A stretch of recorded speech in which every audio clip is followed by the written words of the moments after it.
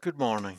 I'd like to continue my series on the 1990 World Championship between the defending champion Garry Kasparov and the challenger Anatoly Karpov. Challenger and former world champion Anatoly Karpov. We're now in game 18 of a 24 game match. Uh, the whole the whole match was very even. The first part was played in New York, and they both left New York with a win each.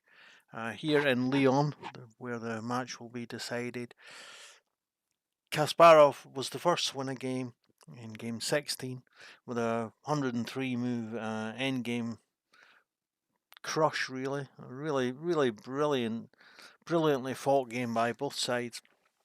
And in the game I reviewed yesterday, game 17, Anatoly Karpov equalised with a good masterclass in how to deal with the Grunfeld opening. I think one of the things that made Kasparov and Karpov so even a match was that Karpov seen weaknesses in Kasparov's game that no one else knew existed, and Kasparov seen weaknesses in Karpov's game that no one else knew existed, and just those two were able to make fantastic fights out of their games. Anyway, this is game number 18, as I say, and here the reigning champion Kasparov has the white pieces. So he plays e4, e5, knight to f3, knight to c6, and the Ruy Lopez. The Morphy defence by Karpov, thought to be very solid, very difficult to beat. The bishop retreats. He's asked the question, do you want to take this knight or not? And in the previously in the game, oh no, sorry, I'm thinking of the wrong match. Sorry, ignore that. But yeah, this is great. I think it's really telling that Kasparov manages to win this game. And then later, after the dispute over the World Championship, when Kasparov played his match with Vladimir Kramnik, Kramnik never chose the Morphy defence. He chose always the Berlin defence and went for the Berlin Wall variation. Not to try and win a game with black, but to make sure that Kasparov couldn't win in his favourite Ruy Lopez. One of his favourites. So the knight comes to f6, attacking the pawn. And Kasparov defends the pawn.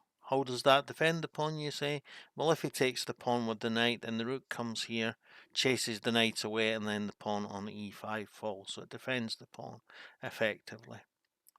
Bishop comes to e7, so that if the knight takes the pawn, when the rook comes here, the knight can move, and the pawn is still defended by the bishop and by the knight, and it's not a problem. So Kasparov has to really defend the pawn with the rook on e1, and that's what he does. Bishop comes to b5, looking to chase the knight away, and the knight comes to b3. It would be nice for Karpov to play knight to e5 and get this bishop, but if he plays knight to e5 now, Kasparov takes the e-pawn, and that's a very good advantage to him. So he plays d6 to defend the pawn first, and Kasparov plays c3, not just to support an eventual d4, but to give the bishop a retreat square to c2 so that he can preserve his important Spanish bishop. So Karpov castles. Kasparov plays h3 to discourage the bishop from coming here. It's better than letting the bishop come and then trying to chase it away. Break the pin can cause problems. There are ways to deal with it, but we don't need to go into it in this game because that's not what happens.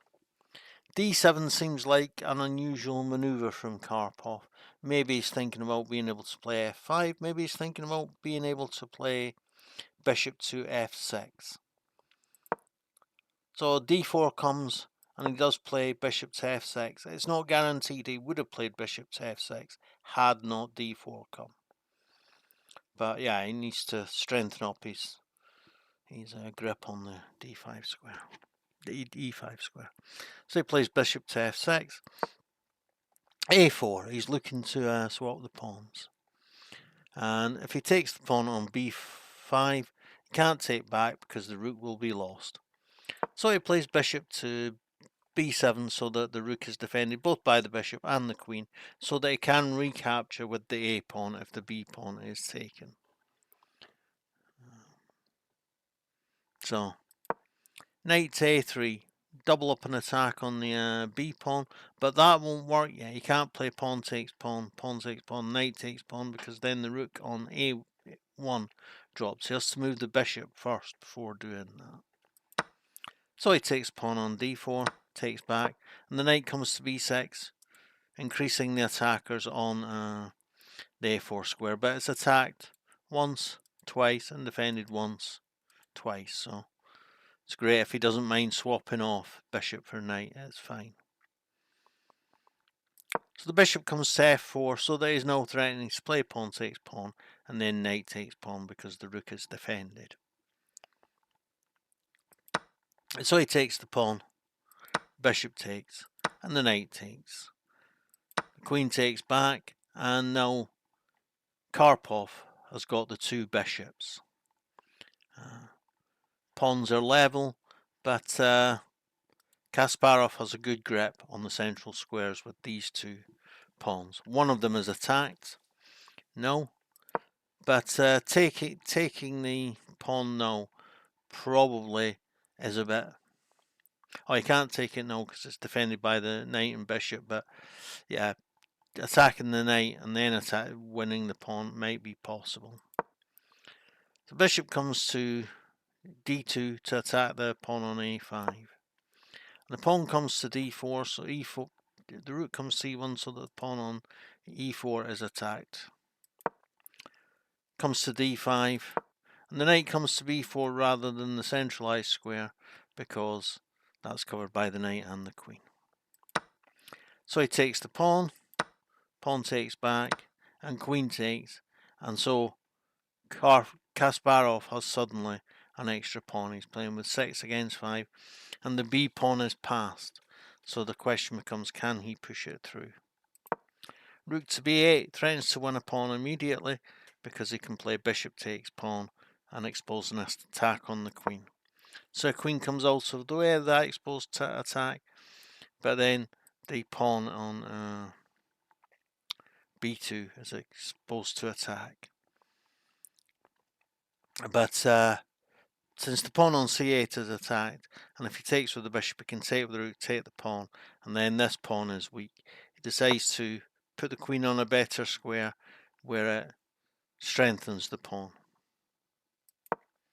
So the knight comes to d4, so that the bishop is no longer attacking the unprotected c2 pawn.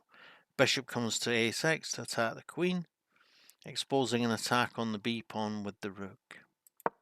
Queen comes to c3, defends the knight, defends the pawn. And he plays c5, obviously attacking the pinned piece. So he has to take on, pass on.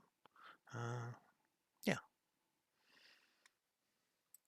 And instead of taking the pawn first, that wouldn't work. He plays bishop takes and then takes the pawn with the queen. So still a pawn up.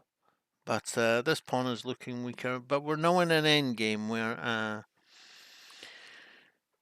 Kasparov has a knight and Karpov has a bishop. Generally, in endgames, bishops are better than knights, particularly when there's passed pawns on both sides of the board, or potentially passed pawns on both sides of the board, which there are here in this situation. But a queen and knight are easier to coordinate together than a queen and bishop, and a bishop only covers squares of one colour. Alright, the knight is slow and not a long range piece compared to the bishop, but it covers squares of both colours, something the bishop can't do. So this is a real kind of a material imbalance, a real asymmetry in the position. So the pawn comes to b4 to a square where it's easier to defend. It can be defended on A2, B1 and B2, B2 being a dark coloured square, that's important.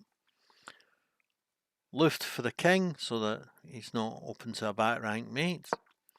And the rook comes to D3, E3.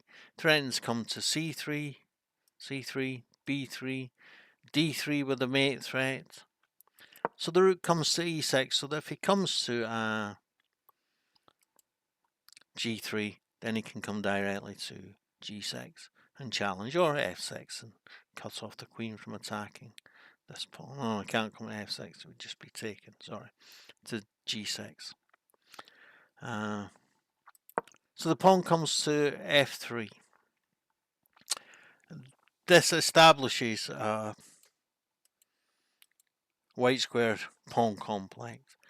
Since Kasparov is playing against a light square bishop, it's good to have his pawns on light squares where they combat the activity of the bishop and where they have some control over important white squares in the position. So rook comes to C8. Yeah, maybe he wants to challenge the queen. Maybe he wants to play bishop here. It's just good to have them doubled. These heavy pieces, rooks and queens, like to be doubled when they can. So the rook comes to B3. Maybe he's thinking about playing pawn to B5 and forking the queen and bishop. Bishop comes to B5, so that's not possible. And the rook comes to B2. Maybe he's thinking about playing knight here, maybe knight here, doubling up. He's just getting his pieces onto light coloured squares where the bishop can't influence them as well.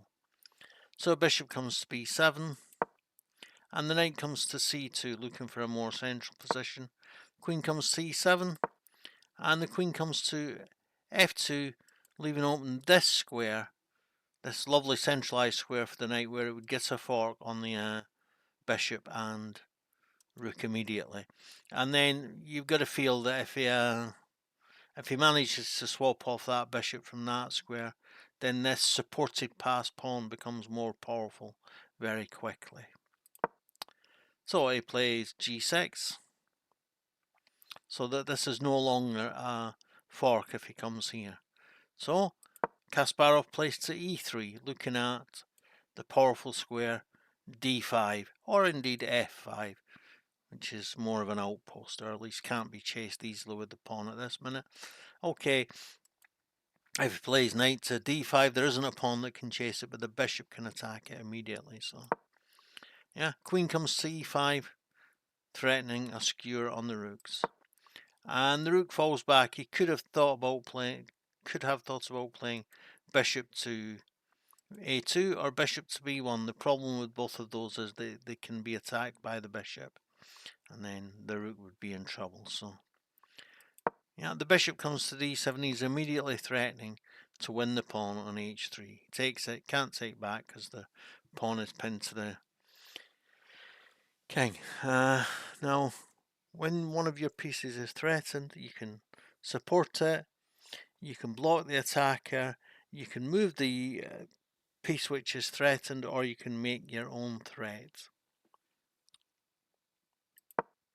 And here, Kasparov chooses to make his own threat against the queen. Obviously, threat against the queen is more powerful than the threat to win a pawn, so the queen has to move. It moves to E7, and now the rook is pinned. The rook pins the bishop to the queen, so he can no longer take the pawn here. So now the queen comes to D8, so the bishop is now free to take the pawn. And what is this? Can't he just take the pawn? Yes, he can just take the pawn, but then the knight comes to E7, supported by the rook, says check, and picks up one of the two rooks into the bargain. So the king comes to H7, and now, finally, the threat to win the pawn on H3 is a bit more realistic. So the king comes to H2, which defends the pawn on H3 two more times. It's now defended by the king, but it's also defended by the pawn which was pinned. So, it's only a kind of minor little thing, but this series of moves around the threat, the pawn on h3, and how Kasparov managed to delay having to defend that pawn one more time and use the opportunities to make his own attacks to improve his position, can be really instructive to us. Look for the best possible alternative, I suppose. And so the rook comes to b8, attacking the passed pawn, and also helping to stop it from coming forward to be a queen. So pawn comes to f4. Maybe he's thinking about playing f5 and attacking the rook, cutting off the bishop. Rook comes c6, and the queen comes to d4 to defend the e5 pawn. Queen comes c8, another attacker on the d5 pawn. And the rook comes to e1, defends the pawn. This pawn is still defended. Yeah. Bishop comes to c6. He's threatening to take the knight. If he takes the knight, then he can't take back with the pawn because he will lose the rook. So the queen supports the pawn once more from a better square, a square where he might be able to think about playing b5, but also if Karpov takes the knight, then pawn takes pawn is check, so he can get away with playing pawn takes pawn. His pawn isn't pinned in that circumstance because he gets a check. So the queen comes to f8 to support the f pawn, and the rook comes to c1 to threaten the bishop, and the bishop takes, the pawn takes, but he can get out of this check with g6. Queen comes to f5, doubling up on the f pawn. Rook comes back, the king comes back to g8 so that he's defending the f pawn twice with the queen and the rook, and it also frees up this rook for more active operations. Bishop comes to c8 so that he's threatening to play rook here. He takes with the rook, and the queen is pinned to the king. So pawn comes to f6, and the queen comes to f7, doubling up the attack on here and making stronger the threat to play to c8. Rook comes to d8. Kasparov is happy to go into this complicated swap-off routine. Looks like a sack. It's only temporarily, because when the king comes to c8, when the rook comes to c8, the queen is pinned to the king. Queen comes to f8. Yeah, more active square for the king once the queen is taken. So the other rook comes to c4 to defend the pawn and the pawn. And if he takes, he'll take with check and then come back to that square with the pawn anyway. Rook comes to f5 to threaten the d pawn. This forces Kasparov's hand, takes the pawn, king takes back, and the rook is in an ideal position, defending all these pawns. Pawn comes to h5, and the pawn goes to b5. The king comes to stop the pawn, and the pawn goes forward, and the king comes to stop the pawn again, and he plays g4. Taken, now the rook is threatened, and is forced to f6. And now he plays to c4, and Karpov resigns. It's very difficult for him to stop the pawn. He could try playing rook here check, king comes here, and then rook here to be on the back rank to stop this pawn. But then pawn comes to c7, where it's supported by the pawn, and the king would have to come here to prevent c8 check winning the rook, and then the rook takes on f7, threatens the pawn on g8, and threatens to push the pawn a square further forward, closer to being promoted. And then he can clean up these pawns, and he's still ending up with a clearly one end game, so there's nothing to do. So Karpov resigns, and Kasparov leads it again by 1, and there's only 6 games left to play in this 24-game match. Yeah, don't forget to like, comment, share, and subscribe to my YouTube channel. Thanks. Bye.